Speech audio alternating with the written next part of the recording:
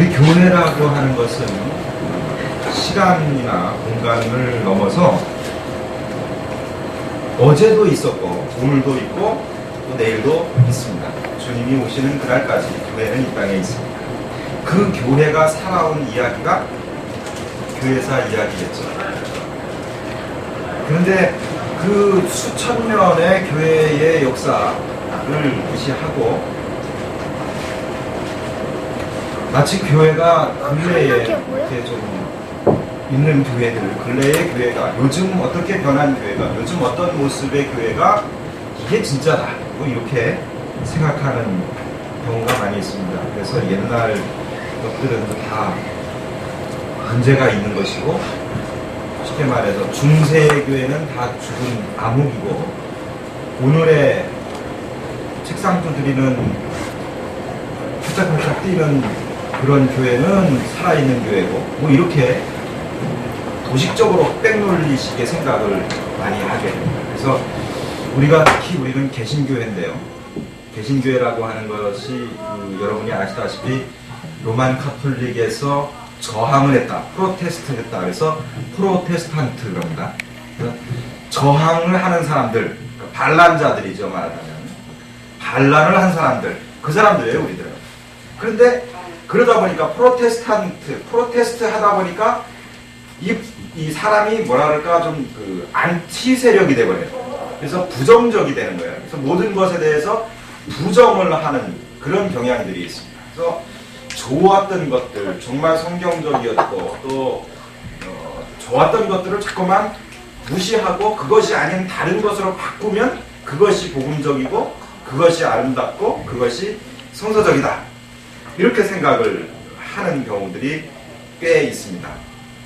그래서 옛날과 다르면 무조건 좋은 것이다. 옛날과 다르면, 이전과 다르면 이거는 성경적이고 옛날과 같으면 그것은 비성경적이다. 뭐 이렇게 생각을 하는 경우도 꽤 있는 것을 봅니다. 그리고는 우리 교파가, 우리 교단이, 우리 교회가 가지고 있는 그런 색깔, 교회들마다 색깔이 있죠. 그런 색깔, 이것이 진짜다. 뭐 이렇게 주장하는 경우도 많이 있습니다. 이런 것들은 다 뭐냐면 교회사에 대한, 교회의 역사에 대한 의식이 없기 때문에. 그럼 좀 의식이라는 좀 어렵죠. 교회의 역사가 어떻게 흘러왔는지를 오늘 내가 이 자리에 있는데, 오늘 내가 이 교회에 있는데 내가 이 자리에 있기까지 교회가 어떻게 이어져 왔는지, 신앙이라고 하는 것이, 기독교 신앙이라고 하는 것이 어떻게 전래되어 왔는지를 생각하지 않고 그것에 대해서 잘 관심도 갖지 않고 또 그것을 이해하지 않기 때문에 말하자면은 돌연변이 같은 그런 교회들이 많이 생겨나고 그런 목회자도 많이 생겨나고 그런 신자들도 많이 생겨나는 겁니다. 다는 아니지만 어쩌다 보면 목회자들 중에도 그런 목회자들이 굉장히 많이 있습니다. 정확하게 공부를, 신학을 하지 아니하고 어느 날 갑자기 한 6개월 만에 어디 갔다 와가지고 목사가 됐다. 이래가지고는 그런 사람들은 굉장히 뜨겁습니다. 굉장히 뜨거워요. 그래가지고 뭐 사람도, 죽은 사람도 살릴 정도로 그렇게 여러 가지 기적도 일어나기도 하고. 그런데 문제는 뭐냐 하면 그 역사적인 자기의 그 뿌리를 이해하지 못하기 때문에 내가 하고 있는 것이 성서적인지, 내가 하고 있는 것이 신앙적인 것인지 아닌지에 대한 판별을 잘 못한다는 거예요. 우리 신자들도 마찬가지입니다. 우리들도 내가 지금 이렇게 하고 있는데 이게 옳은 건지 아닌 것인지를 내가 이전을 알지 못하면 오늘을 판단하거나 해석할 수가 없는 겁니다. 그렇기 때문에 교회사에 대한 이야기를 비록 이야기지만 이해를 하게 된다고 하는 것은 내가 이런 신앙을 가져가는 신앙의 거대한 물줄기에서 내가 벗어나 있는 것이 아니라 그 한 줄기라고 하는 사실을 알게 되는 거죠. 여러분, 물이 백두산에서부터 흘러서 내려오잖아요. 내려오는데 그 흘러내리는 그 물이 한 길로만 가나요? 그 물이 어디로 갑니까? 백두산에서 내려오는 물이 어떤 경우는 황해도로도 흘러가고 어떤 거는 강원도로도 흘러가고 어떤 거는 임진강으로도 흘러가고 그런데 그 물이 어떤 물이에요? 백두산 천지에서 내려오는 물이라는 거죠. 오늘 우리가 먹는 물이나 북한에서 김정일이 먹는 물이나 백두산 천지에서 내려오는 물인 것은 맞다는 거죠. 그런데 그러면 이 물이나 저 물이나 다 똑같은 거냐? 그건 물론 아니겠죠. 문제는 내가 어느 선에 서 있느냐라고 하는 거예요. 내 줄기가 뭐냐? 그렇죠. 우리가 우리 일상생활에서도 우리가 여러분들 그 기독교인들이 착각하는 게 뭐냐면 내 고향은 하늘나라다 이래가지고 이 육신의 내 삶에 있어서 조상이라든지 이런 것에 대해서 관심도 안 가지고 이런 것에 대해서 막 무시하고 이런 경우들이 많이 있습니다. 물론 우리가 제사를 지내지는 않지만은 그렇다면 우리가 제사에 참여하지 않고 제사를 지내지 않는 이상으로 우리가 그 시간에 최선을 다해서 가족들을 위해서 봉사하고 헌신하고 그 시간을 지켜야 됩니다. 이게 교회사적으로 볼 때의 기독교인의 바른 모습이고 그렇게 할 때에 그 사람들이 변화되어서 예수를 믿을 수 있습니다. 그런데 나는 예수 믿으니까 내가 저 마귀 새끼들하고는 안 있어야지. 내가 거기 왜 가? 이런 사람들이 대다수입니다. 이건 오히려 복음의 전도를 막는 그런 겁니다. 잘못된 것이죠. 조상에 대해서 그러니까 교회를 다니면은 그 일반 사람들이 하는 얘기가 뭐예요? 교회를 다니는 사람들에게 대해서 두 가지 얘기가 있는데 하나는 뭐냐면 조상도 모르는 쌍놈이다. 또 한 가지는 뭐냐면 조상도 모르는 불암무식함입니다. 교회 다니는 사람들에게 네 고향이 어디냐, 네 본관 어디냐 물어봤을 때 제대로 대답하는 아이들이 그렇게 많지 않습니다. 본관에 대해서 가르쳐줘야 되지만은 그런데 가르쳐줘야 되는데 본관을 가르쳐주면 이건 무슨 그 이상한 미신이라든지 혹은 어떤 조상 숭배를 가르친다고 이렇게 착각을 하는 거예요. 이렇게 가르쳤다는 거죠. 한국의 기독교, 우리 한국의 교회가. 왜 그러냐면 우리 그 교회사적인 그런 어떤 교회라고 하는 신앙이라고 하는 것이 뭔지를 모르고 어느 날 우리나라에 전래된 그런 그 근본주의 신앙 내지는 또 여러 신앙의 줄기 중에서 아주 작은 한 줄기의 신앙 형태를 받아들였는데 그 형태만이 전부라고 생각을 하는 거예요.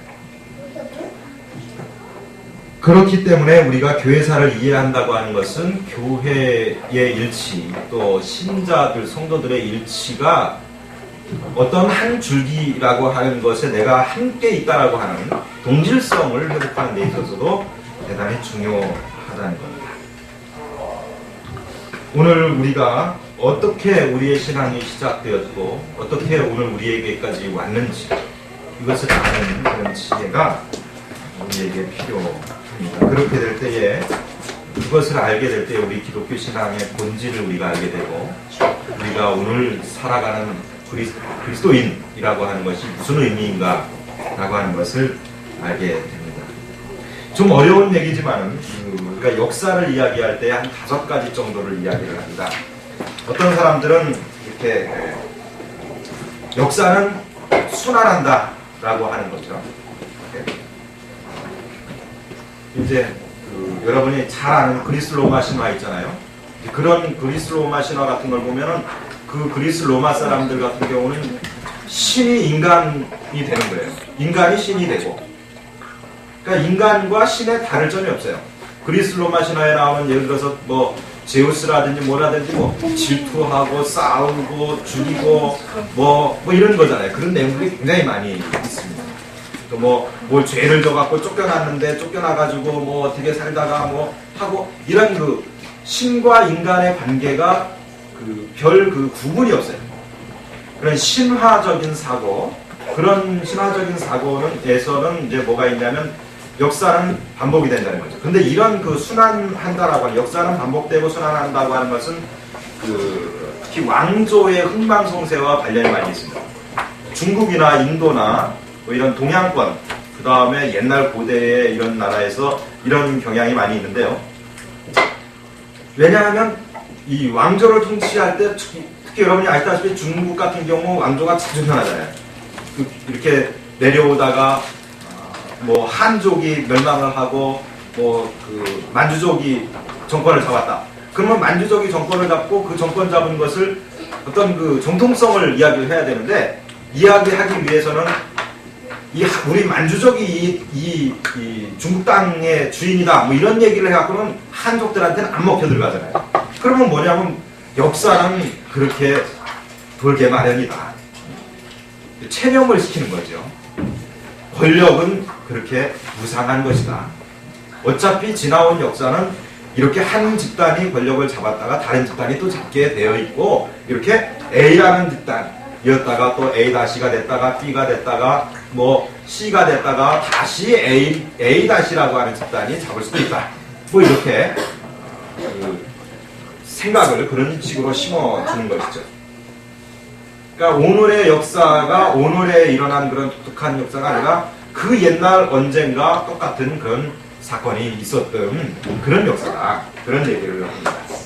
그래서 역사라고 하는 것은 발생하고 또 성장하고 또 서로 동화되고 하는 이런 과정을 통해서 이런 과정이 지속적으로 이렇게 순환해서 반복된다. 이런 얘기를 합니다. 근데 여러분이 잘 알고 있는 그 역사학자 중에 토임이라고 하는 사람이 있어요. 이 사람이 여기다 한 가지를 더 덧붙였는데, 아니다. 그것만이 역사가 아니고 그 말고 우리가 이해할 수 없는 것이 있는데, 그런 바퀴가 있는데 제3의 바퀴가 하나 있다. 그 바퀴가 바로 뭐냐면 보편교회다. 우리 교회라고 하는 것이다. 이렇게 토임비가 이야기를 했습니다. 근데 이런 생각은 역사의 주체가 인간이라는 겁니다. 하나님이나 신이 설 자리가 없는 거고, 또 하나님과 신과 인간이 구별이 없어요. 그래서 이런 그 역사관에 의하면 종말이 없는 겁니다. 사람이 종말이 없어요. 그러니까 여러분이 아시다시피 인도 같은 경우 특히 그런 인도의 힌두교나 이런 경우에는 그 사람의 부모가 죽었다고 해서 그것이 그렇게 슬픈 게 아닙니다. 왜냐하면 다시 환생하기 때문에. 그죠? 겐지스 강에 불에 태워가지고 뿌리지만은 그게 슬픈 게 아니에요. 그리고 그 속에 우리는 여러분 그 사람 태워갖고 뼈가루 뿌린 물에 여러분 들어갈 수 있겠어요? 그런데 그 사람들은 거기 들어가는 걸 축복이라고 생각을 하는 거죠. 왜냐하면 인간은 환생을 통해서 자꾸만 돌면서 자기의 업을 떨구어낸다고 생각을 해요. 그래서 좋은 일을 하고 선한 일을 하고 이런 사람은 사람으로 태어나고, 그러지 않은 사람은 이제 벌레나 짐승이나 이런 걸로 태어나요. 그런데 이런 힌두교의 사상이 불교로 유입이 돼서 불교에서도 이런 류의 윤회 사상을 얘기를 하는데, 엄밀히 말해서 정통적인 불교는 그런 그 윤회 사상이 없어요. 정통적인 불교. 짬뽕된 불교죠. 짬뽕된 불교나 이제 그런 사상을 하는데, 아무튼 역사는 이렇게 반복이 된다. 종말이 없다라고 하는 거예요. 종말이 없으니까 여러분 그 인간이 내 삶에 대한 책임이 어떻겠어요? 그렇게 치열하지가 못합니다. 종말이 없기 때문에. 그래서 남에게 뭔가 내가 이룬다든지 뭐 이런 것도 아니고, 남에게 그저 무엇이든지 좀 피해만 안 주고 이렇게 그냥 선한 이런 삶, 도덕적인 삶 이런 것들에 대해서 천착을 하게 되는 거죠. 근데 또 한 가지 다른 것이 있는데, 역사는 진보한다는 거죠. 직선상관이라고 해요. 역사는 순환하는 게 아니다. 진보한다. 근데 여러분 요걸 보실 때 보이시는지 모르겠는데, 이렇게 그 점선으로 돼 있는 부분이 있잖아요. 이제 이쪽 화살표를 잘 보세요. 영원 전부터 시작과 끝이 없는 거예요. 시작과 끝이 영원으로 가는데, 역사는 이렇게 진보한다. 언제부터인지 역사는 시작됐다. 그게 다윈이 얘기하듯이 뭐 아메바가 어느 날 갑자기 만나서 뭐 생명체 뭐 이렇게 해가지고 진화돼서 인간이 되었든 어쨌든 아무튼 어느 인간이 시점에서 역사가 있는데, 그 역사가 진행되는 과정 속에서 하나님이라는 존재는 필요 없다. 하나님을 쫓아낸 거예요. 18세기에 여러분이 잘 알고 있는 계몽주의에서 사람의 이성을 중요하게 여기는 그런, 그래서 하나님이라는 존재가 뭔 필요가 있느냐? 없다. 하나님의 존재가 인간 필요가 없고 인간은 그저 인간의 삶에서 자기가 자기의 주체가 된다. 인간의 역사는 과거에도 발전적이었고 긍정적인 역사였고 현재도 마찬가지로 발전적이고 긍정적인 역사이다. 그렇기 때문에 미래도 인간의 역사는 긍정적이고 발전적일 것이다. 낙관적이죠. 굉장히 낙관적이다. 인간에 대한 인간 신뢰, 인간 존중, 뭐 이런 인간에 대한 굉장한 기대를 가지고 있습니다. 그러니까 이런 그 역사는, 이런 역사관은 내가 가지고 있는 물질이나 기술이나 그 삶의 질적인 조건이나 도덕이나 이런 것은 나쁜 쪽으로 가지 않고 시간, 역사가 흘러가면 갈수록 좋은 쪽으로 가는 것이다. 이렇게 생각을 합니다. 여러분 그 군대 갔다 오신 분들은 그런 얘기를 하는데요. 그래도 국방부 시계는 돌아간다. 이거예요. 뭐뭐 해도 돌아간다. 그냥 간다는 거예요.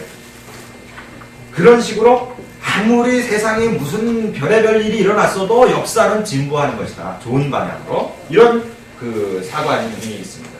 그 베이스는 뭐냐면, 그 핵심은 뭐냐면, 그 중심에는 과학이 발달되기 때문에, 과학에 대한 신뢰예요. 과학이 발달되니까, 여러분, 요즘 얼마나 과학이 발달됐습니까? 뭐, 특히 우리나라 같은 경우, 이 컴퓨터 산업이라든지 반도체 칩 같은 거, 이거 굉장히 발전이 되어 있잖아요.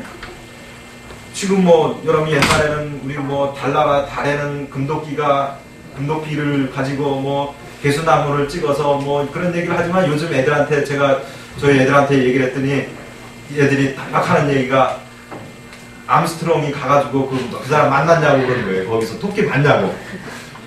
그래 우리는 신화적인 사고를 갖고 살고 있는데 얘들은 그게 아니란 말이죠. 과학이라고 하는 거예요. 과학. 요만한 무슨 그 통에 그 필름통만한데 뭘 들어있는 게 있더라고요. 근데 그게 뭐 자라난데요. 제가 봤을 때 무슨 올챙이 알 같았는데, 근데 그게 자라난대요. 자라난더니 거기서 또 뭐 알을 낳대요. 그리고 뭐 죽었다고 그러고 뭐 그런 얘기를 해요. 뭐 요만한 필름통만하게 해갖고 500원 주고 판다는데, 그걸 사갖고 왔는데 얘들이 그걸 가지고 저한테 물어보는데 얘가 어떻게 해서 이 알을 낳느냐 라고 물어보는 거예요. 대단히 과학적인 사고를 갖는 거죠. 그 아이들이 그럴 정도로 과학은 굉장히 진보하고 있습니다. 그래서 이 과학이 발전하기 때문에 발전하면 할수록 인간은 행복해질 것이다. 이런 생각을 가지고 있습니다. 또 하나가 있는데 뭐냐면 그게 아니다. 우리의 역사는 그냥 하나의 직선으로 똑같은 어떤 한 방향으로 가는 것이 아니라 저마다 미국에는 미국의 문화가 있고 러시아에는 러시아의 문화가 있고 한국에는 한국의 문화가 있는데 이런 역사적인 개개의 경험들이 그 문화를 형성하고 개개의 독특한 역사를 만들어서 가고 있는 것이다. 그래서 그런 전체의 역사가 있는데 그런 역사들이 어떤 수직적으로 혹은 수평적으로 이렇게 가는 게 아니라 그저 보편적으로 역사는 존재하고 있는 것이다. 이런 얘기를 하는 거죠. 이런 류의 생각을 하는 사람들이 있습니다. 이런 건 이제 특별히 아까 말씀드린 역사는 진보한다. 어떤 일이 있어도 역사는 발전하고 있다. 이런 생각을 하고 있는 사람들에게 대해서 반대하는 류의 생각입니다. 이런 사람은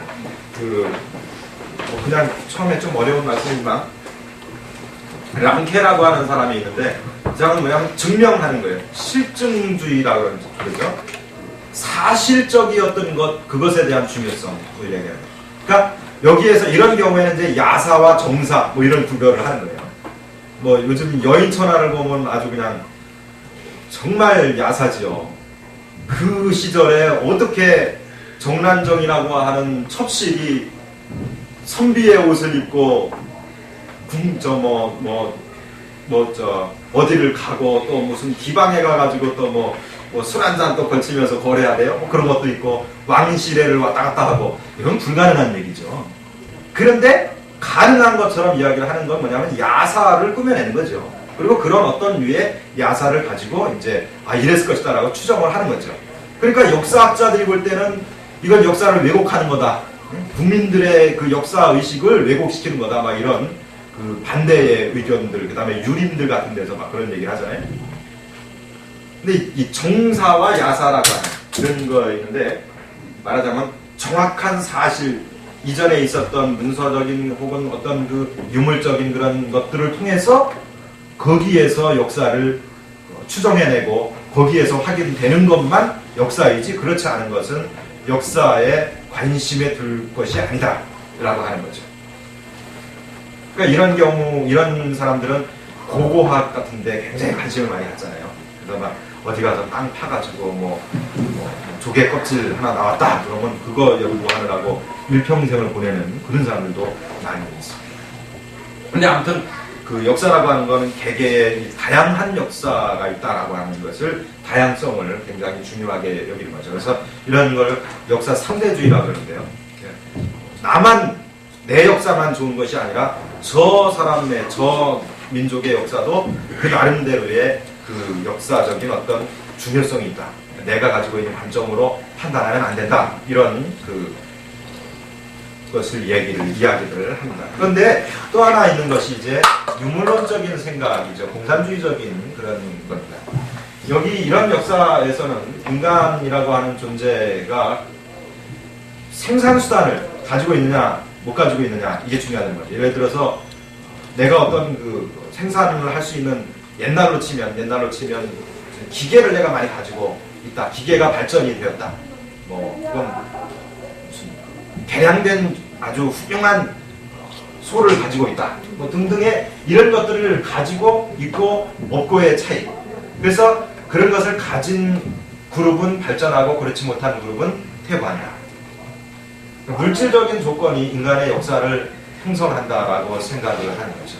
인간의, 그래서 그런 물질적인 조건들을 소유하는 것, 이것이 대단히 중요한 그런 것입니다.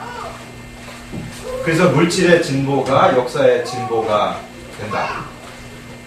그래서 이 도덕이나 종교나 철학이나 뭐 이런 것들은 그 인간 삶에 있어서, 인간의 기본적인 삶에 있어서 그게 중요한 것이 아니고, 오히려 이런 것들을 강조하면 이런 인간에 대해서 이런 것들을 얻으려고 하는, 쟁취하려고 하는 그런 노동자들에 대한 억압의 수단이다 라고 생각을 하는 겁니다. 그래서 종교는 아편이다.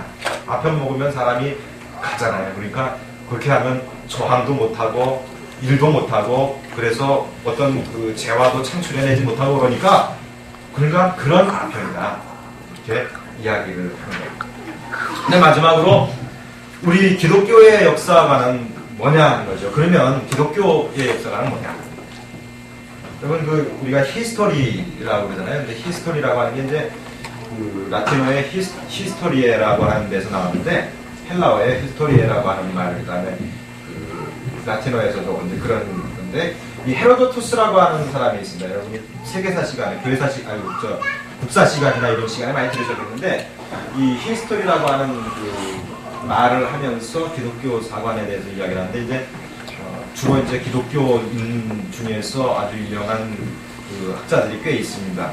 필립 샤프나 이런 분들이 이런 이야기들을 아주 많이 하는데요. 여러분, 우리는 그럼 기독교인은 어떤 역사관을 가지고 있느냐 하는 겁니다. 기독교인은 어떤 역사관을 가지고 있느냐? 하나님의 우리의 인간의 역사를, 기독교는 근본적으로, 기독교인의 역사의식은 인간은 처음이 있고 마지막이 있다는 겁니다. 인간에게는 시작이 있고 종말이 있다. 창조가 있고 종말이 있다는 겁니다. 그러나 하나님께는 시작도 없고 종말도 없다는 거죠. 하나님은 태초부터 계셨고 영원까지 계시는 그런 분이다. 그런데 그 하나님께서 인간의 역사 과정 속에, 이 한정된 유한한 인간의 역사 과정 속에 하나님께서 이렇게 섭리를 하시는데, 그 섭리는 바로 예수 그리스도를 통한 섭리다. 그 섭리는 인간의 역사에서, 그 한정된 인간의 역사에서 인간을 구원하시려는 하나님의 구속의 섭리다. 그런데 그 구속의 섭리에 인간이 참여하고 응답하는 그 순간순간의 사건, 그것이 역사다. 예수 그리스도가 우리에게 오신 것, 어떤 사람에게는 예수 그리스도가 이 땅에 오셨지만, 어떤 사람은 그것이 역사적인 사실이 아니에요. 어떤 사람이 아무 의미가 없어요. 예수가 왔다가 뭐 못 박혀서 죽었다는데 나하고 무슨 상관이 있어? 그런데 여러분, 우리는 아니잖아요. 예수님이 오신 것을 믿어요. 그리고 그분이 오신 것이 우리 엄마 위해서 온 게 아니라 누구 위해서 왔어요? 나 위해서 라고 하는 겁니다. 만나는 지점이 있어요. 하나님의 그 사건과 내가 만나는 지점이 있습니다. 반드시. 그것이 우리에게는 역사적인 것이 되는 거예요. 역사가 되는 거죠. 역사적인 사실인 거죠. 우리 그리스도인들에게. 그러므로 그 만남의 시간, 사건은 내가 장차 언젠가 영원한 종말에 갈 것이지만, 그러나 그것은 지금 내가 겪는 종말입니다. 그것을 갖다가 여러분, 제가 한번 글에 그런 얘기를 했지만, 파루시아라고 그러는데요. 현재의 내 사건이 내게는 종말이고 마지막 사건입니다. 오늘 여러분이 저와 함께 이렇게 있지만 이것이 저와 여러분의 마지막 사건일 수도 있고, 또 여러분이 여기 지금 한길교회에 와서 앉아있지만 여러분이 끝나고 나아가다가 하나님이 부르실 수도 있어요. 현재가 내게는 종말입니다. 근데 그 종말이 그냥 끝나는 종말이 아니라 하나님의 심판이 있는 파루시아의 종말이라고 하는 겁니다. 그러니까 이런 그 기독교적인 우리 사관에서는 하나님과 하나님이 얼마나 소중하고 중요한가라고 하는 것은 우리가 다른 아까 이야기했던 4개의 사관과는 다르죠. 4개에 있어서 하나님의 존재는 별반 문제가 없고 인간의 중심에 있습니다. 그런데 우리 그리스도인들에게는 뭡니까? 하나님과 인간이 함께 있다는 거죠. 그런데 어떤 사람들은, 그리스도인이라고 하는 사람 중에는 인간은 아무 필요가 없다 하고 인간을 빼고 하나님만이, 이렇게 얘기하는 사람들이 꽤 많이 있습니다. 하나님이 세상을 이처럼 사랑하사 독생자를 주셨으니, 하나님이 우리를 분명히 사랑하셨습니다. 하나님이 인간을 분명히 사랑하셔서 그럴 가치가 있기 때문에, 그럴 필요가 있기 때문에 자기의 몸을 십자가에 매달았습니다. 그런데도 불구하고, 그렇게 소중하게 여겼는데도 불구하고 하나님이 세상을, 우리를, 인간을, 나를 그렇게 소중하게 여겼는데도 불구하고 어떤 사람들은 그것을 굉장히 하찮은 것으로 그렇게 생각을 합니다. 그래 하나님이 하늘에서 보실 때 어떻게 했어요? 탄탄할 일이죠. 저렇게 모를까? 그런데 문제는 뭐냐면, 인간이 중요한 존재가, 하나님 앞에 중요한 존재가 되려면 뭐냐면 하나님 앞에 책임적인 응답이 있어야 한다. 이게 이 하나님 앞에 하나님의 말씀, 하나님이 말씀하시는 것, 하나님의 행하심과 인간의 거기에 대한 응답의 사건들, 이것이 바로 교회사의 이야기입니다. 오늘 제가 여러분과 이야기하고자 하는 것이 바로 그런 사건들이 무엇이 있었냐, 우리가 그 사건들 속에서 뭘 볼 수 있느냐, 그럼 그 사건이 오늘 내게 무슨 의미가 있느냐, 나도 그럴 수 있겠느냐, 뭐 이런 얘기들을 좀 사건들을 통해서 좀 하려고 하는, 그 역사를 이야기할 때, 역사라고 할 때 두 가지 우리가 볼 수가 있겠는데요.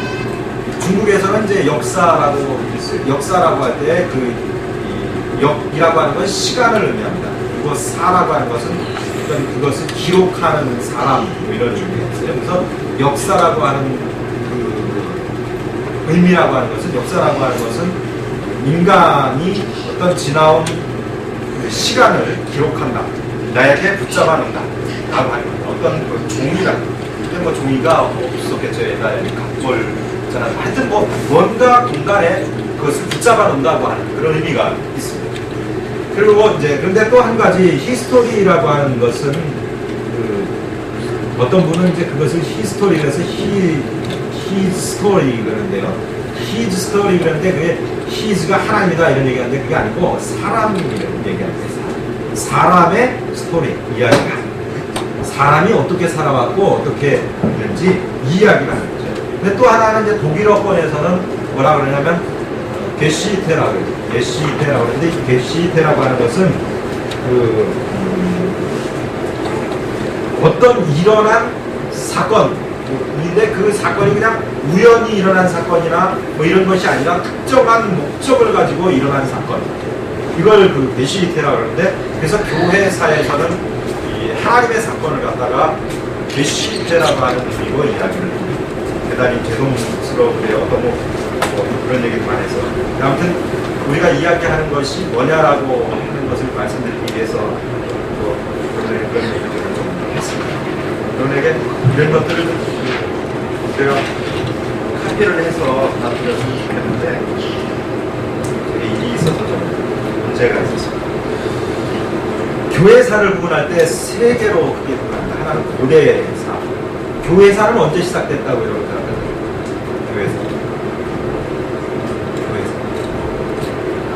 교회사라고 할 때는요, 일반 그 예수 그리스도의 사건, 네? 예수 그리스도의 사건에서부터 교회사를 이제 이야기합니다.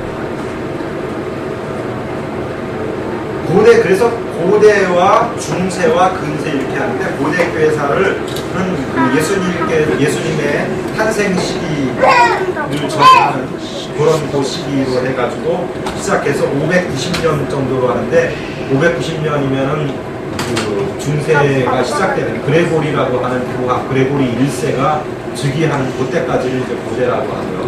그 이후부터 종교개혁 1517년 마틴 루터의 종교개혁이 일어나게 되는 그 시기까지를 590년에서 1517년까지를 중세라고 하고, 그 다음에 이제 1517년 이후부터 오늘까지를 근세라고 합니다.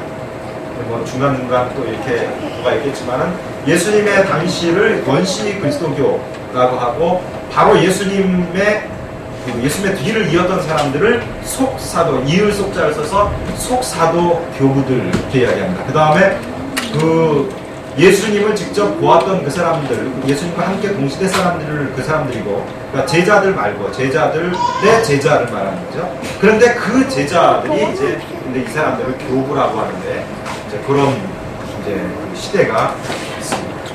그리고 이제 로마 시대로 넘어와서 중세가 되고 이렇게 합니다. 그런데 교회가 여러분이 보실지 모르겠는데, 은혜는 앞에 앉으면 은혜 받는다고 인사드리는 거죠. 보이시나요? 안 보이죠? 네. 칠판이나 뭐 이런 게 있으면 좋은데 이게 없어서. 근데 아무튼 그냥 눈이 좋으신 분만 보세요. 이 교회, 우리가 교회 그러면 우리 한길교회만 생각한단 말이에요. 교회 그러면 서울교회만, 교회 그러면 장로교회만, 감리교회만 이렇게 생각을 해요. 근데 여러분 한번 보죠. 교회가 언제 시작이 됐다 그랬죠? 예수님 이후에. 그래서 예수님 이후에 시작이 됐는데, 예수님께서 그러니까 예수님의 그 탄생 시기를 약 AD 4년 정도로 보는, 대충 그랬습니다. 4년에서 7년. 그래서 예수님께서 그 33세에 돌아가셨는데, 그래서 약 AD 33년 정도에서부터 이제 시작을 한다고 보죠. 그러면 AD 33년에 여러분 사도행전에 보면 사도들이 어디에 모였어요? 예수님 승천하신 거예요. 마가의 다락방에 모였습니다. 그때 무슨 일이 일어났어요? 성령이 불의 혀같이 임하네, 그렇죠?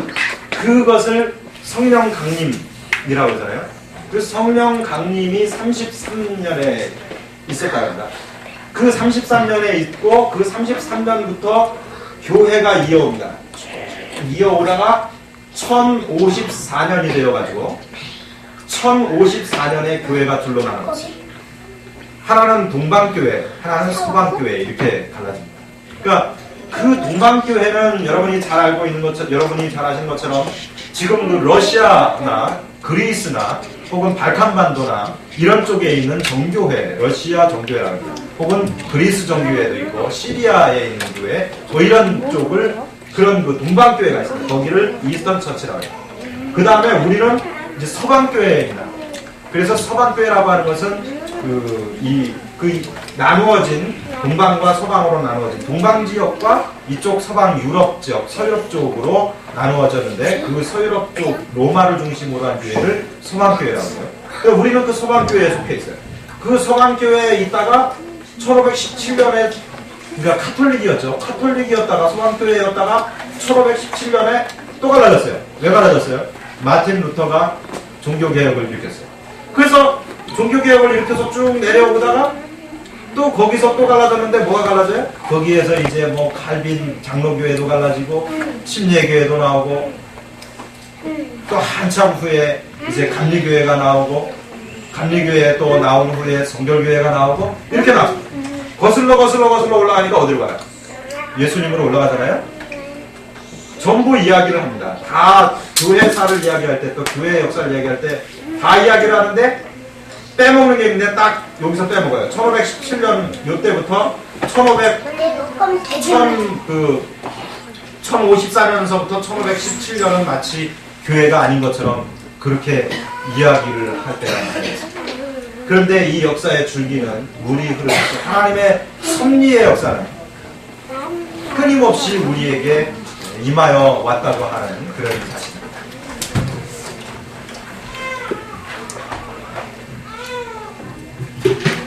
그러면 초대교회, 이 초대교회에서는 모여가지고 이렇게 교인들이 모였는데요. 이렇게 모여서 교인들이 어디에서 무엇을 했느냐 하는 거예요. 처음에 우리 예수님의 무리들은 유대교라든지 다른 종파들에게서 굉장한 박해와 핍박을 받았습니다. 그래서 결국은 이 사람들이 집에서 모였어요. 가정교회. 그래서 여러분 고넬료 같은 사람이 어떻게 온 가족이 구원을 받잖아요. 거기에서 말하는 온 가족이라고 하는 패밀리라고 하는 것은 패밀리라고 하는 파밀리아라고 하는데 그 파밀리아라고 하는 것은 뭐냐면 노예들, 내가 그때의 농장, 내가 가지고 있는 고대 농장의 노예들이라든지 가축이라든지 이런 모든 것을 전부 다 한 가족, 패밀리 이런 이야기합니다. 여러분 조직폭력배들이 우린 가족이다, 패밀리다 이러잖아요. 패밀리, 폭력배들이 말할 때 패밀리 그러면 이건 굉장한 결속력이 있는 거잖아요. 그런데 이 고대의 패밀리가 그런 겁니다. 주인이 죄를 져가지고 죽을 죄가 지면 뭐예요? 그냥 싹 가는 거죠. 그러니까 그 가족의 끈끈함은 엄청난 겁니다. 노예일지라도, 비록 노예일지라도 그 노예도 한 가족입니다. 그런데 그 한 가족이 한 곳에 모여서 예배를 드리게 되는데 고넬료 같은 사람이 이제 구원을 회심을 하고 그렇게 온 가족이 예배를 드리게 됩니다. 그래서 가정교회가 그렇게 생겨났어요. 그런데 이 가정교회가 생겨나서 예수 그리스도 안에 종이나 자유자나 헬라인이나 로마인이나 다 평등하다. 하나님 앞에서 다 평등하다. 이랬더니 어떤 문제가 일어났냐면 그래도 계급 사회 안에서 종들이 우리도 당신이나 똑같다고 하는데 무슨 소리냐 하고 막 반란도 일어나고 문제가 많았던 것 같아요. 그래서 성경에 보면 바울 사도가 굉장히 보수적인 입장을 또 택합니다. 뭐라 그래요? 종들아, 상전에게 하고 이런 얘기 하잖아요. 그런데 그러면서 꼭 빼놓지 않는 게 뭐냐면 상전들이 이 밑에 사람들에게 행할 그런 태도, 요것도 빼놓지 않고 이야기하죠. 그러니까 그런 혼란이 있었어요. 혼란기가. 그러니까 누구나 다 그리스도 안에서 그리스도의 보혈로 깨끗하게 되고 평등하게 됐다. 그러니까는 좀 달라졌죠. 달라진 그런 사람들이 꽤 많이 생겨났습니다. 그런데 이렇게 가정교회가 막 생겨나다 보니까 로마 사회가 로마에서 이게 문제가 될 것 같거든요. 사람들이 어떤 흐름을 타고 막 가니까. 그래서 좀 탐탁지 않게 여기면서 박해를 막 시작을 합니다. 그때에 이 사람들이 들어간 곳이 어디예요? 여러분이 잘 아는 유명한 지하 무덤 카타콤이죠. 카타콤이 무슨 뜻이냐면 땅 아래 있다 이런 뜻이에요. 카타라고 하는 말이 라틴어로 아래라고 하는 거예요. 카타콤베인데 원래 카타콤베인데 영어식의 발음으로 그냥 카타콤 그러잖아요. 근데 그 카타콤이 어떻게 생겼냐면 잘 안 보이시죠? 이게 이제 카타콤의 한 통로예요. 지하 무덤이죠. 그 지하 무덤인데 왜 그리스도인들이 지하 무덤에 모였냐면 로마는 이 사람들이 어떤 자기의 아까 말한 패밀리의 무덤을 위해서 모이는 어떤 그런 그 상조회 같은 것들을 인정을 했어요. 그래서 그런 모임을 인정하기 때문에 기독교인들이 그 눈속임을 하기 위해서 여기에 모이는 거예요.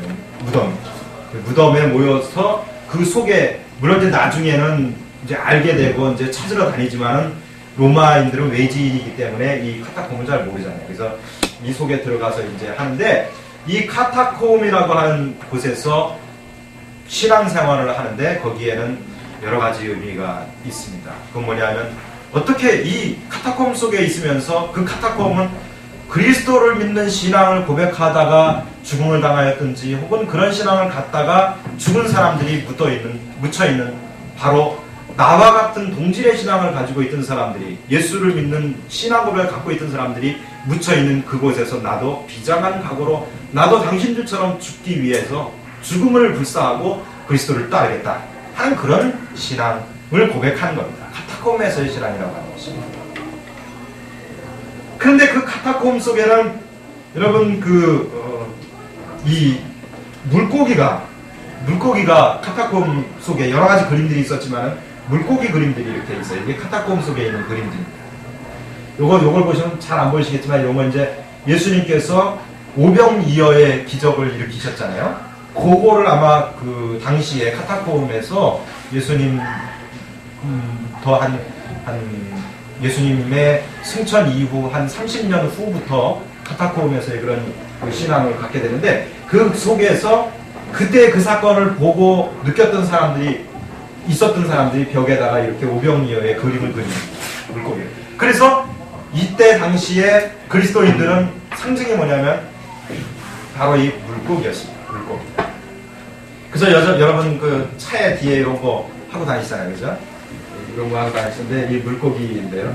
이 익투스라고 해요. 익투스라고 하는데, 이게 헬라어로 익투스가 물고기라는 뜻입니다. 그런데 이 익투스라고 하는 이게 그냥 한 단어가 됐는데, 그 단어에서 이 앞에 있는 한 글자 한 글자들이 다 의미가 있어요. 이거 처음에 거는 예수라고 하는 뜻이에요. 예수 크리스토스. 그래서 예수 그리스도, 테오스 하나님의 휘오스 아들, 소테르 구세주, 그렇지. 예수 그리스도, 그분은 하나님의 아들이고 구세주입니다. 누구의 고백이에요? 베드로의 고백이죠. 그 베드로의 고백이 바로 내 고백이다 하는 의미로 이 물고기를 그리는 겁니다. 그런데 거기에는 또 물고기에는 또 하나의 의미가 있어요. 우리는 그리스도인인데 예수님은 큰 물고기다. 나는 뭐예요? 작은 물고기다. 여러분 그 물속을 이렇게 보다 보면 물고기들이 막 때려지어 막 하잖아요. 우리는 그처럼 앞에 가시는 예수님, 큰 물고기를 따라서 가는 뭐예요? 작은 물고기다. 이 물고기처럼 간다는 거죠. 그런데 물고기는 어디 살아요? 물속에 살아요. 초대교회의 신자들은 예수를 주로 고백하면 처음에 뭐를 했냐면 세례를 받았어요. 뭐로 세례를 받았어요? 물로 세례를 받았어요. 예수를 주로 고백하고 물로 세례를 받는다고 하는 것은 내가 지나온 내 과거를 다 물로 씻어버리고, 내가 지나온 나의 죄를 다 물속에 수장시켜 버린다는 겁니다. 나는 죽고 내 안에 누가 살아요? 그리스도께서 산다 하는 거죠. 이제는 내가 사는 것이 아니라 내 안에 그리스도께서 사는 것이다. 이런 고백입니다. 그래서 물속에 사람이 장사되는 것처럼 나도 물속에 장사됐다. 나는 죽었다. 그래서 초대교회 교인들은 신앙을 고백하면 세례를 줬습니다. 사도행전에 보면 빌립이 막 길을 가는데 이디오피아의 여왕의 그 내시가 뭘 읽고 있어요. 그죠? 근데 딱 보니까 성경책 같아요. 두루마기가 있는데, 그래서 당신 뭐 읽어요? 그러니까 읽긴 읽는데 뭔 소리인지 알 수가 있어야지. 그러니까 내가 가르쳐 줄게요 하고 올라가서 이야기를 하니까 정말 진리구나. 그럼 나도 이 길을 가겠어. 죽을지도 모르는데 갈 수 있겠습니까? 난 그래도 좋습니다. 그래서 그러면 내려오시오. 높은 데 있는 것이 아니라 내려오라고 합니다. 내려와서 어디로 갔겠어요? 흐르는 강물로 갔습니다. 가가지고 거기에서 뭘 했어요? 세례를 주는데 어떻게 됐겠어요? 물속에 다 집어넣는 거예요. 물속에 완전히 집어넣었다가 다시 나오죠. 이게 이제 세례.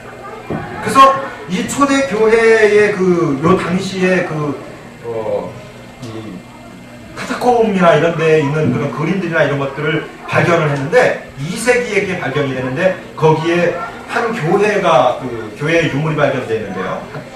성도들의 거기에 보니까 이 큰 우물처럼 이렇게 돼 있어요. 근데 그 뭐냐면 사람이 세례를 받을 때에 물 이렇게 들어갈 수 있도록 교회 안에 이렇게 있어요. 교회가 여기 우리 강단이 이렇게 있잖아요. 이렇게 이제 교회 앞에 이제 말씀을 읽고 또 성만찬을 행할 수 있는 테이블이 이런 것들이 있고 자리가 있고 이 앞에나 옆에는 이렇게 웅덩이 같이 크게 사람이 걸어서 들어갔다가 나올 수 있게 파 있어요. 그럼 그 위까지 물이 차 있어요. 사람은 여기에서부터 걸어서 내려가서 들어가가지고 완전히 물에 잠겼다가 나오는 겁니다. 이런 그 세례.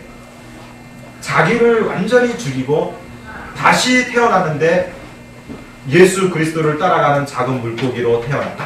그래서 나는 항상 고백하는데 뭘 고백해요? 예수 그리스도 당신은 하나님의 아들이시며 살아계신 하나님의 아들이시며 나의 뭐예요? 구세주이십니다. 이게 그리스도인의 고백이고 그래서 이 물고기가 그 상징이 되었다 하는 겁니다.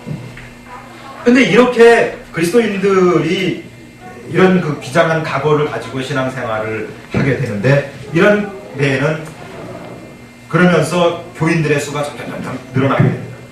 이런 비장한 각오를 가지고 믿어야 되는데도 불구하고 사람들의 신자들의 숫자는 자꾸만 막 불어났습니다. 그런데 그 이유에는 여러 가지 이유가 있습니다. 여러분 그 당시 예수님 당시가 누가 어느 나라가 세계를 제패하던데요? 로마가 제패했잖아요. 모든 길은 어디로? 로마. 그러니까 이 로마의 이 길이 아피온이라고 하는 그 길이 있는데요. 로마 시티 안에서 그 승전한 외국에 나아가서 전쟁에서 승리를 하면 항상 여러분이 그 고대 영화를 보시면 그런 장면이 많이 나오잖아요. 그 노예들을 뒤에 딱 끌고 그리고 아주 큰 그 마차 같은 거에 막 이렇게 타가지고 승전한 장군이 말을 타고 들어오면 꽃 막 뿌려주고 그러잖아요. 근데 이제 거기에 여러분이 뭐가 있냐면 막 그러면서 노예들을 막 죽여요. 잡아오는 그 반란, 항복하지 않은 사람들, 그러니까 체포된 말하자면 이런 사람들을 막 죽이면서 그래요. 그러니까 뭐 승리자의 어떤 그걸 보여주는 거예요. 근데 그런 그 피를 보면서 열광을 하는데 막 죽이면서 막 갑니다. 그 길을. 아피온이라고 하는 길을 말하자면 중앙청 앞에 그냥 굉장히 크게 탁 뚫려 있는 길이에요. 그런 길이 있는데 거기를 이제 승리의 행진을 하는 거예요. 하나의 그 세레모니죠. 그걸 하는데 그럼 막 목을 친다든지 막 하면서 가는 거예요. 이렇게 막 하는데 그러면 이제 뭘 피우냐면 향을 피워요. 향을 피우는데 그건 뭐냐면 로마의 그 제사 의식이기도 하면서도 또 뭐냐면 그렇게 잔인한 걸 좋아하는 로마인이었지만 그런 막 선혈이 낭자하고 피가 막 튀고 막 그러니까 그런 뭐랄까 피비린내도 많이 날 것이고 또 막 사람들이 그거 보면서 막 비위가 약한 사람들은 막 어떻게 막 토하잖아요. 막 냄새가 뒤범벅 되잖아요. 그러니까 이런 거를 없애기 위해서 거대한 향로를 놓고 막 향을 피우면서 들어오는 겁니다. 그렇게 들어오면 이제 황제가 맞이하면서 하는데 그렇듯이 그런 길들이 세계로 막 뻗어 있는 거예요. 로마가 그런 정복을 하기 위해서 정복을 해서 길을 막 이렇게 막 뚫어놓으니까 그 길이 오히려 기독교 복음이 신속하게 세계로 퍼져나갈 수 있는 그런 좋은 기회가 됐다. 그 다음에 이 로마는 알렉산더 대왕이 이제 로마가 이제 어디서 나오게 되면 알렉산더가 제패한 후에 또 알렉산더를 이렇게 제패해서 이렇게 로마라고 하는 로만이라고 하는 이탈리아의 아주 자그마한 도시에서 시작된 거예요. 로마. 근데 여기에서 이게 점점 확대되면서 나중에 알렉산드리아를 무너뜨리고 로마를 세우게 되죠. 그런데 그러면서 그리스 헬라 제국을 무너뜨렸지만 헬라의 문화는 로마가 그대로 받아들입니다. 그래서 헬라 로마 문화, 그레코 로마 문화, 혹은 헬라 문화, 헬라 로마 문화, 그리스 로마 문화 이렇게 말합니다. 그래서 로마를 이야기할 때는 거의 항상 그리스가 함께 따라 붙는 겁니다. 문화가 같은 문화를 왜냐하면 로만이라고 하는 로마인들이 무식한 놈들이었어요. 그냥 죽이고 막 이러는 거는 알지만, 그러니까 야만인이죠. 그러니까, 그런데 이 사람들이 그거를 어떤 그 자기의 이 껍데기를 씌우기 위해서 선택한 게 뭐냐면 그리스의 위대한 문화를 받아들인 겁니다. 그래서 그리스의 그런 문화를 받아들이고, 그러면서 그리스 신화에 나오는 막 신화들 많잖아요. 그런 신들을 다 수용해. 그래서 로마는 다 신교입니다. 이런 그 문화가 같은 문화가 되면서 이 사람들의 그 사상적인 것들이 막 그 로마가 퍼지면서 다 함께 퍼져 나아가게 되는 그런 결과가 또 그리스도 복음 전도에 중요한 영향을 미쳤습니다. 그러면서 헬라어를 사용하게 된 거죠. 그리스어를. 그러니까 동일한 언어를 사용하게 되니까 어떻게 했어요? 빨리빨리 전파가 되는 겁니다. 그래서 이 헬라어의 사용이라고 하는 것은 교회에서는 하나님께서 복음의 확산을 위해서 미리 준비한 그런 과정이다. 뭐 이렇게까지 이야기할 정도로 이 한 헬라어를 사용했다라고 하는 것은 대단히 중요한 요인이 되었죠. 또 이제 로마는 이제 여러 그런 종교들을 다 받아들이게 되니까 자기네들이 사상적으로 무식하니까 그 사상적인 그런 것들을 받아들이잖아요. 청나라 같은 경우도 이 만주족들이 한족의 문화를 그대로 받아들였듯이 우리도 로마도 마찬가지였습니다. 그래서 다원적인 그런 종교를 인정을 하게 되는, 그래서 그들 중에 하나라고 생각을 하는 거예요. 그런 종교 중에 하나. 그러니까 여러분 이 신약성경에 보면 예수님 당시에 유대교의 지도자들도 굉장히 위치를 차지하고 그러잖아요. 이게 뭐냐면 이 로마가 정치적으로는 속국을 만들어서 이렇게 하지만은 그러나 그 사람들의 종교라든지 자치를 인정을 해줘요. 그래서 세금만 받아가면 돼요. 그리고 반란만 안 일으키면 돼요. 이게 이제 로마의 통치의 방법이었습니다. 이러다 보니까 종교적인 면에서 어떤 그런 것이 있었다 하는 거죠. 그런데 로마는 그리스도인들을 박해했습니다. 근데 왜 박해했을까 하는 거죠. 그거는 몇 가지 이유가 있는데, 첫째로 그리스도인들은 무신론자들이다. 이걸. 왜냐하면 그리스도인들이 분명히 신을 믿는다고 하는데, 그런데 무신론자예요. 왜냐하면 우리의 신은 오직 누구야? 하나님 한 분이다. 그러면 어떻게 아프로디테 신전에 가가지고 제사를 지내고 어떻게 제우스 신전에 가서 제사를 지낼 수 있느냐? 아니다. 우리는 오직 하나님만 섬긴다. 그건 다 우상이다. 이러니까 로마의 통치자들은 저건 무신론자들이다. 신의 존재를 믿지를 않는 자들이다 하는 거예요. 그러니까 굉장히 아이러니컬한 그런 얘기죠. 그래서 기독교의 박해 중에서 굉장히 중요한 큰 박해가 여러 가지 있는데 한 10개 정도로 구분하는데, 그 중에 데키우스라고 하는 황제가 있을 때의 박해인데요. 이 데키우스 황제 같은 경우는 이 그리스도인들이 무신론자다라고 하는 그런 한도 내에서 제사 증서라고 하는 걸 만들어요. 제사 증서라고 하는 걸 만들어가지고 와서 그 로마의 신전에 와가지고 제사를 지내면 그 제사 증서를 줘요. 그래서 불신검문을 하는 거죠. 길에서 불신검문을 해갖고 그 제사 증서가 있으면 괜찮지만 그게 없으면 어떻게 돼요? 잡혀가는 겁니다. 그런데 그렇게 잡혀가는 사람들이 중에 보면 어떤 사람은 그 제사 증서를 가지지 않은 사람이 있어서 잡혀갔는데, 그럼 나는 믿지 않겠다 라고 이야기하는 사람이 있을 거예요. 겁이 많아가지고. 혹은 그냥 건성건성 따라다니다가 뭐 이런 사람들. 그러면 이 사람들 같은 경우는 난 예수 안 믿겠다, 더 이상 이제 안 믿는다라고 하는 사람을 뭐예요? 배교했으니까 배교자겠죠. 이런 사람들을 풀려납니다. 그런데 나는 죽어도 나는 예수를 믿겠다. 나는 그리고 죽어도 거기 가서 나는 제사를 못 지내겠다 하는 사람 있죠. 그러다가 목이 잘리든지 사자들에게 던져지든지 뭐 이렇게 여러 가지로 순교를 당하잖아요. 순교자들이 막 생겨나기 시작해요. 그러니까 순교자들이 생겨나니까 그걸 보고 나도 순교해야 되겠다 생각하는 거죠. 왜냐하면 이 시대는 예수님께서 내가 곧 다시 올 거라고 이야기를 했기 때문에 이제 예수님이 올 때가 됐다고 생각하는 거예요. 막 말세가 되면 너희가 나를 믿으면 믿는 것 때문에 핍박도 받고 환난도 받고 막 할 텐데 복이 있는 것이다. 그때가 바로 내가 올 때다. 예수님 말씀하셨던 게 생각이 나니까 지금이다. 지금이다. 그러니까 나도 예수 믿습니다 하고 막 가는 거예요. 막 가갖고 경찰서에 자수하는 거예요. 나도 예수 믿습니다. 나도 제사 안 지냅니다. 나 좀 죽여주시오. 그러니까 너무 많이 그러니까 이거 막 걷잡을 수가 없으니까 풀리니라고 하는 그 지방 총독이 있을 텐데 그 풀리니가 황제에게 뭐라고 썼냐면 아유 황제폐하 이 그리스도인이라고 하는 잔당들이 너무나 많이 몰려와가지고 막 이러는데 어떻게 해야 됩니까? 그니 이 풀리니가 뭐라고 쓰냐면 칙서를 내리는데 그렇게 오는 그리스도인들은 잡지 말고 일부러 그리스도인들을 잡으러 다니지 말고 그리스도인들 중에서 사회적으로 무슨 죄를 졌다든지 무슨 특별한 그리고 어떤 지도자급 명령을 잡아들여서 꼰대를 보이지 그렇게 다 죽이면 결국은 우리 로마의 노동력은 어디서 구하느냐 그럴 정도로 막 확산이 된 겁니다. 이렇게 기독교의 박해, 이 데키우스의 박해 때 그런 사람입니다. 그런데 이제 또 한 부류가 있는데 끝까지 믿음을 지켰는데 황제의 박해기가 끝났어요. 황제가 반란을 통해서 죽었다든지 뭐 쫓겨났다든지 이러면서 새 황제가 나오면 어떻게 돼요? 특별 뭐가 있어요? 사면.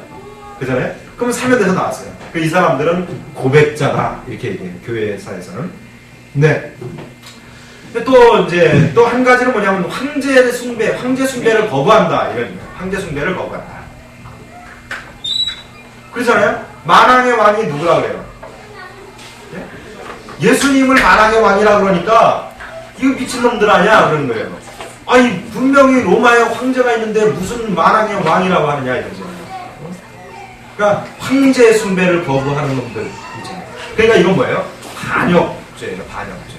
반역죄인들은 어떻게 해요? 우리나라는 반역죄인들은 어떻게 했습니까? 네? 능지처참하잖아요. 능지처참은 어떻게 해요? 이렇게 가축을 이용해서 말이면은 한 번에 탁 찍히니까 그냥 죽잖아요. 근데 말이 아니고 소를 갖다가 이렇게 그 팔 양쪽에 소 4마리로 하는 거죠. 그래가지고 다 묶어가지고 사방으로 가게 해서 찢어 죽이는 거잖아요. 이 로마에서도 방법이 능지처참의 방법이 로마에서의 방법은 뭐냐면 십자가입니다. 십자가. 그래서 그 아피온 거리나 이런 데 보면 그 십자가를 세워놓고 막 쫙 줄줄이 세워놓잖아요. 그래가지고 막 묶어놓잖아요. 그 십자가의 고통 여러분 지난 홍가에 나온 거 읽어보시나요? 이 선한 이웃의 십자가 주님의 십자가는 어떤 것이었을까? 이번 건가요? 이번 거 아직 안 나갔나요? 네. 주님의 십자가는 어떤 것이었을까? 그런데 그 십자가의 고통을 주면서 죽이는 거예요. 황제 숭배를 거부하니까 우리는 하나님이 왕이지 만왕의 왕은 주님이지 황제가 아니다 이렇게 하니까 그렇게 죽임을 합니다. 근데 우리 성결교회에서도 그런 경우들이 있었습니다. 일본 형사가 붙잡아다가 누가 왕이냐 그런 거죠. 누가 왕이냐 누가 왕이라고 그랬어요. 네? 주님. 그래서 성결교회의 상징이 뭐예요? 가시밭에 뭐가 있어요? 백합이 향기가 있는데 무슨 향기가 있어요? 그리스도의 향기가. 근데 그 그리스도의 향기는 어디서 나는 거예요? 백합이 향기가 나려면 뭐예요? 상처가 나야 된다는 거예요.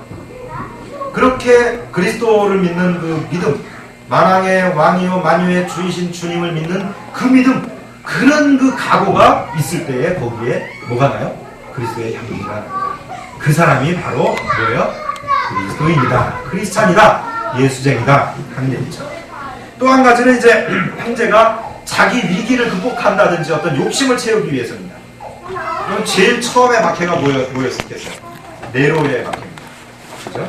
64년 정도인데 이때 베드로와 바울이 순교를 당했는데요. 네로 황제의 박해에 그리스도인들이 최초로 아주 대규모로 박해를 당했는데 그 박해받은 이유가 뭐냐면 네로가 굉장히 욕심이 많았어요. 어떤 욕심이 많았냐면 이 치적에 대한 욕심도 많고 그런데 외국 여행을 하다 보니까 이 황실이 굉장히 번창해 있거든요. 그런데 자기가 가지고 있는 궁궐은 그렇게 좀 큰 것 같지가 않아요. 그래서 좀 더 궁궐을 크게 줘야 되겠다 생각을 한 거예요. 그래가지고 궁궐을 크게 줘야겠다 생각해서 원래 시켜서 밤에 불을 질렀습니다. 로마의 한 부분에. 왜냐하면 거기에 건물이 있으니까 거기에다가 건물을 지으려면 어떻게 해야 돼요? 보상을 해줘야 되잖아요.